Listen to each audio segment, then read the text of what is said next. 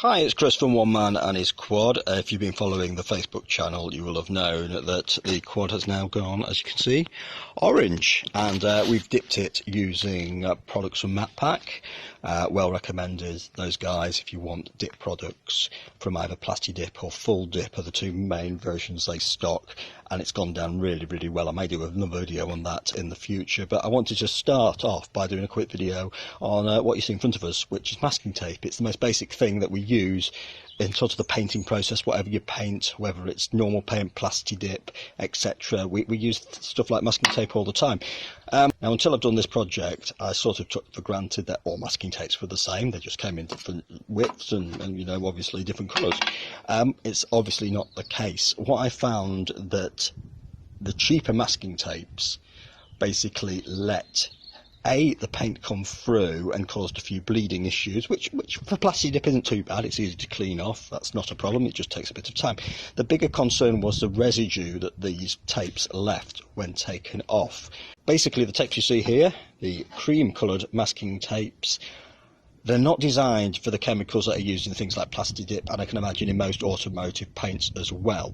If you're going to do, we'll get rid of those, any sort of masking on a project like this, if you're new to Plasti Dipping and you want to do Plasti Dipping in the future, use proper painter's tape. It's usually a blue colour, so it's easy to tell the difference between that and maybe normal decorating tape for masking. It also comes in yellow for your finer edges. So if I am to do a project like this again, and it's a temporary coating, the dip, so more than likely I'm going to end up redipping it in the future, whether that's a year, couple of years, however long it is going to be.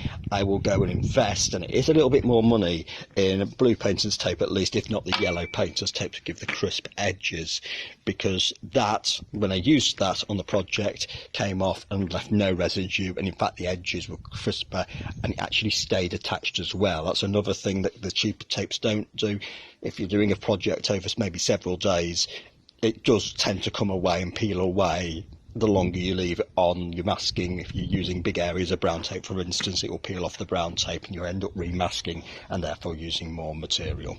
All right, so that's just a quick guide. That's just from my past experience. I thought I'd pass that on to you. I'll be doing more videos. It is April in the UK 2020 and we're on lockdown at the moment, so it's no fun. So I'll be probably spending my time doing more videos to do with the bike itself, as well as some of the processes and some of the methods and some of the things we do to the bike, and a few user guides as well thrown in there. So subscribe to the channel, subscribe to the Facebook page One Man and His Quad, and I will catch you real soon.